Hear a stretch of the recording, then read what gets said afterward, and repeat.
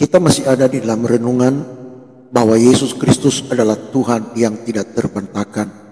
Di dalam Injil Yohanes pasal 14 ayat 18 berkata demikian, "Aku tidak akan meninggalkan kamu sebagai yatim piatu, aku datang kembali kepadamu."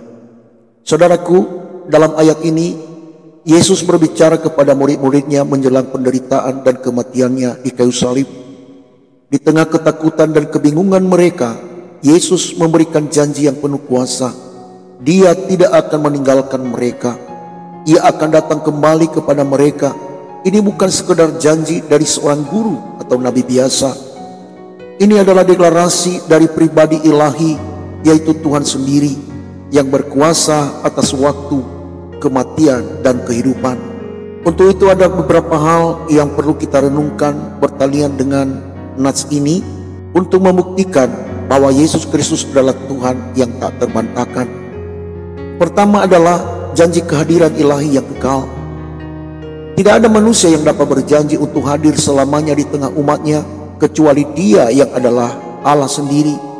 Hanya Tuhan yang dapat berkata bahwa Ia tidak akan meninggalkan umatnya sebagai yatim piatu, sebab hanya Tuhan yang memiliki kuasa untuk menyertai secara rohani dan kekal. Yang kedua adalah Ia berjanji, "Aku datang kembali kepadamu." Pernyataan ini mengandung makna yang dalam. Yesus tidak hanya berbicara tentang kebangkitannya, tetapi juga tentang pencurahan Roh Kudus dan kedatangannya kembali di akhir zaman. Semua ini menunjukkan bahwa Ia adalah penguasa atas sejarah dan pemenuhan nubuat ilahi, sesuatu yang hanya bisa dikatakan oleh Tuhan sendiri. Yang ketiga adalah kontras dengan figur manusia biasa. Perhatikan di sini, seorang nabi hanya dapat menunjuk kepada Tuhan, tetapi Yesus berkata, "Aku datang kembali kepadamu." Ini menunjukkan bahwa Dialah sumber penghiburan, kekuatan, dan kehadiran Allah. Ini adalah peran Tuhan sendiri, bukan sekedar utusan.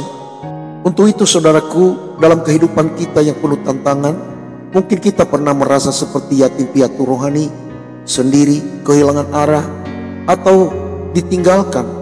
Namun Yesus mengingatkan kita bahwa kita tidak sendirian. Tuhan tidak pernah meninggalkan kita. Dia hadir dalam Roh Kudus, menuntun, menghibur, dan memberi hidup. Saudaraku kekasih dalam Tuhan, dalam renungan ini menegaskan bahwa Yesus Kristus bukan hanya seorang guru atau nabi agung. Dia adalah Tuhan yang hidup, yang menjanjikan penyertaan kekal dan membuktikan kasih-Nya melalui salib dan kebangkitannya. Janjinya di dalam Yohanes 14 ayat 18 ini menjadi bukti tak terbantahkan bahwa Dia adalah Immanuel, Allah yang berserta kita.